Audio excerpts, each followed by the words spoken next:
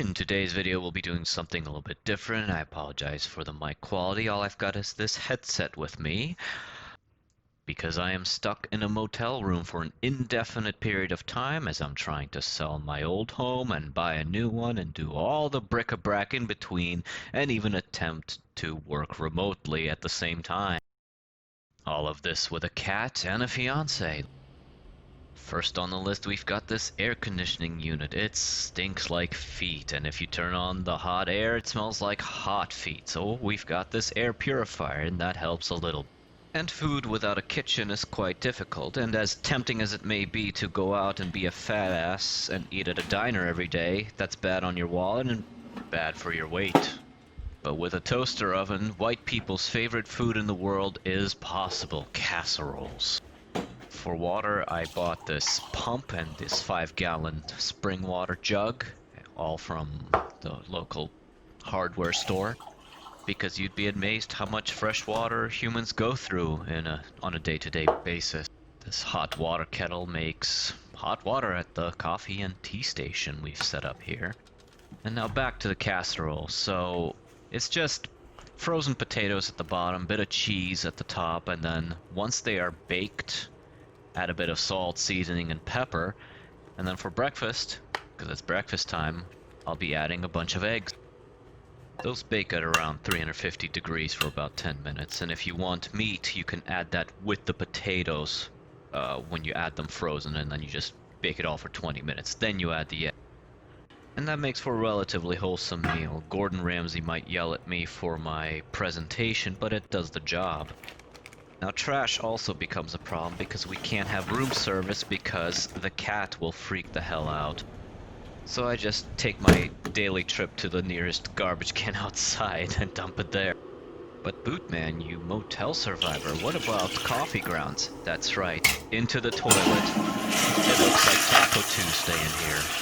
And if you're trying to be a YouTuber, people will inevitably walk into your shots, and that's okay. Poo-poo. Oh, sorry. Whatever. That's staying in there now. Fortunately, this joke starts. Dude, what the fuck? And for its relative ease, a French coffee press does a really good job. And it can incidentally be also used for tea.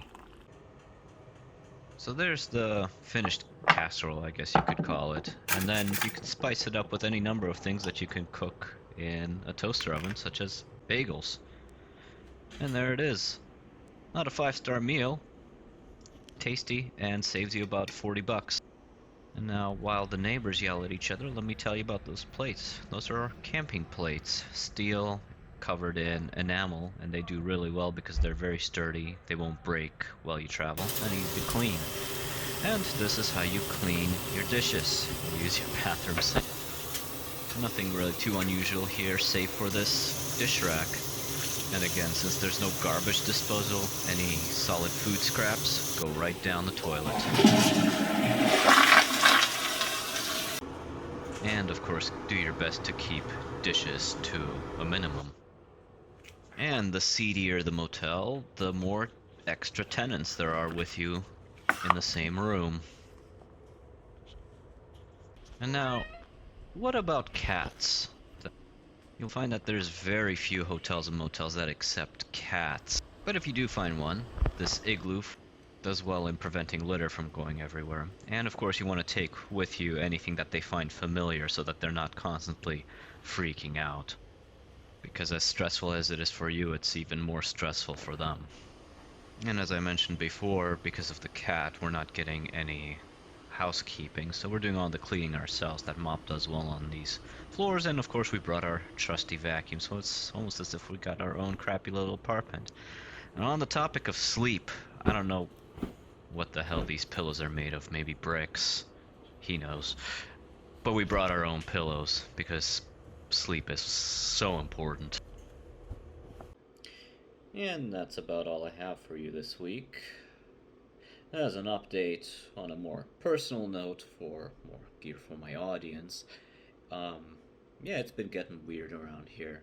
So the house we're trying to sell. It has sold successfully. It is now under contract and hopefully will close successfully. The house we tried to pick to buy, that has been an experience because we basically put a bid down on it sight unseen, basically just judging from pictures and what our agent has showed us. But now that we're actually here and we got to see it, oh boy, oh shit, it was a fucking mess. I gotta tell you, it had mold, cricket infestation, rotten joist. The basement is a mess. Furnace doesn't work. The house was advertised at over 2,000 square feet, but it turns out that the house is actually 900 square feet. Yard completely overgrown. I mean, the laundry list of issues is just extensive, and we're not able to come to an agreement with the seller. They want way too much money for what it is, so we walked away from it, and so the search continues. On one hand, it's too bad, too sad, but on the other hand, this accelerates getting the hell out of this crappy motel room because at this point it makes more sense to just rent an apartment for a little while we do our search. It'll be cheaper. Just sign a short term 3-month lease and see where that goes. And in the coming weeks, I'll probably make a video or two about the whole selling process, trying to sell and buy through Redfin, and also maybe even a few videos about financing for home buying because the landscape is really bizarre now. I tried to get a 30-year conventional mortgage, and I think I would get it, only instead of the minimum 5% down, now somehow because of coronavirus they require 15% down. That's weird. Now I'm exploring FHA 203k rehab loans, and that's a very interesting path. I think it has a lot more benefits than a conventional 30-year mortgage. But anyways, more on that later. So thank you for watching, and I'll see you next time.